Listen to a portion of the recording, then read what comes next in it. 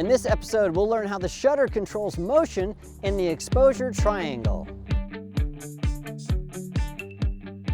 Adorama TV presents Exploring Photography with Mark Wallace. Hi everybody, welcome to another episode of Exploring Photography right here on Adorama TV, brought to you by Adorama. It's the camera store that has everything for photographers like you and me. Make sure you check them out at adorama.com. Well, Lex is here to help me explain shutter speeds and how that relates to the exposure triangle. In fact, this is, I think, our fourth episode specifically about the exposure triangle. We've already talked about aperture and how that controls depth of field and stops and an overview of the exposure triangle. But we want to understand how the shutter plays its role in the exposure triangle. Now, shutter, it moves, it opens and closes to control how much light comes into our camera, and it does that using shutter speeds. So we have a fast shutter speed, like maybe 2,000th or 4,000th of a second. That doesn't let in very much light. And then we have slow shutter speed, something like half a second and 15th of a second, and that lets in a lot of light. But the shutter does a lot more than just let in more light and less light. It also controls the duration of that light and in turn controls motion. And motion can come in two places. It can come from us taking a picture of something that's moving, or it can come from us moving the camera just a little bit. And so we want to talk about those two things. Now first, let's talk about something that's moving. Now we can show motion or freeze motion using different shutter speeds. So let me show you that right now. So Lex, I want to have you zip over there. And the first thing we want to do is show you what it looks like to have a really slow shutter speed. So I'm going to have Lex stand right there, and I need to make sure I am in focus, and I am. Okay, now this shutter speed here is about 1/12 of a second. So Lex, I'm going to have you move your hands really fast. Click. All right, now when we look at that picture, we can see that everything is just a blur. It's a slow shutter speed, shows motion. Now the opposite of that, a fast shutter speed. So let's make our shutter speed really fast. And again, I'll make sure that I am focused here, and I am. All right, so now let's have you move your hands really fast. And now, click. That's at 1,000th of a second, and Lex's hands are totally frozen. So it makes sense. Slow shutter, we have motion blur. Fast shutter, frozen motion. And so it's very, very easy to understand that. Now I've made a couple of extra videos about that. We've put the links to them here in the description of this video, so make sure you check those out. Freezing motion and slowing motion. Well, there are some other things to consider. Specifically, when we have our camera in our hand and not on a tripod, our camera moves just a little bit, and depending on the lens that you're using, your shutter speeds need to move appropriately, or else you're going to have more or less motion from your camera.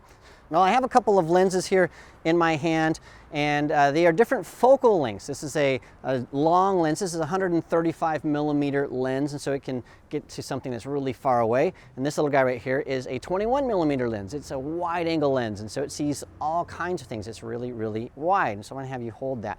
Now when we have different lenses on our camera, I mean, you probably have a lens that's a zoom lens on your camera. It might zoom from something like 70 millimeters to 300 millimeters, or 70 to 200, something like that. It's the same thing. I'm just illustrating this point by showing you different lenses in our hands here. If you have a long lens, your shutter speed needs to be faster than if you have a short lens.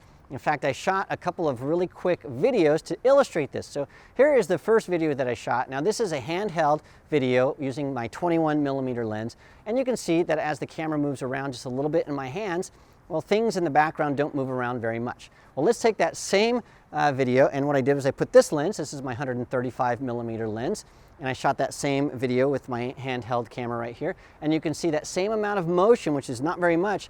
Things move around drastically. You can see it's almost making us sick there when we have that in our hands like that. And so what's happening is, with a long lens like this guy, any motion at all with your hands is magnified, and so you have to have a faster shutter speed if you're handheld than if you have a small lens like this, because it's not as pronounced. So there's a rule of thumb that helps us understand how fast our shutter needs to be, and that is simply this. Your shutter speed should be at least as fast as the length of your lens, or faster, and the longer your lens, the more you need to compensate for that. So in this illustration here, this is a 21 millimeter lens, and so there isn't a 21th of a second, but you have a 30th of a second on your camera. So when you're shooting with this guy, your shutter speed should be at least a 30th of a second or faster. Now this lens right here is 135 millimeters. And so with this guy right here, you need to have a shutter speed of around, there's not 135th of a lens, but we have something about 200th of a second or 250th of a second.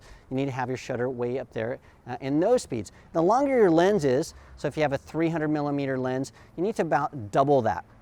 So with a 300mm lens, you need to be at least at a 600th of a second, which I don't think exists. And so go to the next faster shutter speed. If I'm using a 300mm lens, usually I'm at about 1,000th or 2,000th of a second or even faster. So the longer the lens, the faster the shutter speed.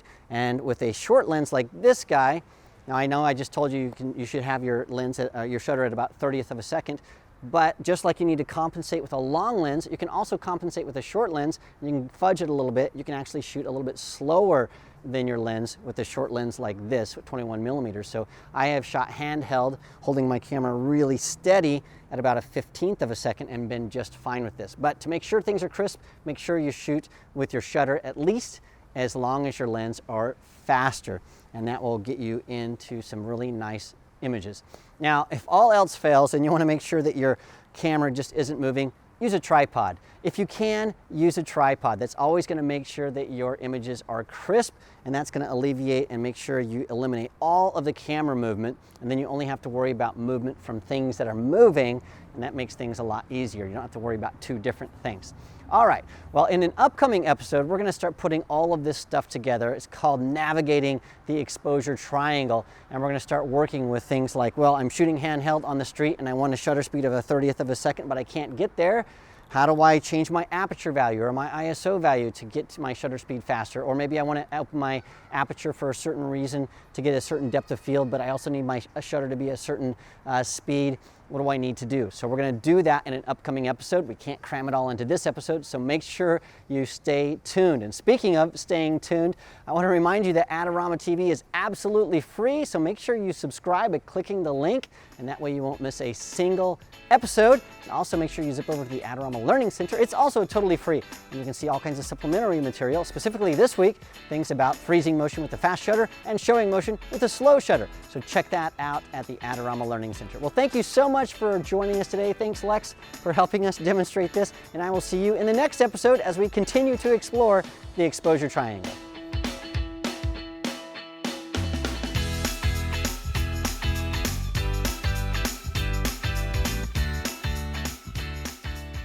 Do you want great looking prints at low cost? Be sure to visit our easy-to-use online printing service. Adorama Pix has professionals who treat your images with the utmost care that you can count on. For a quick turnaround on photos, cards, or albums, use AdoramaPix.com.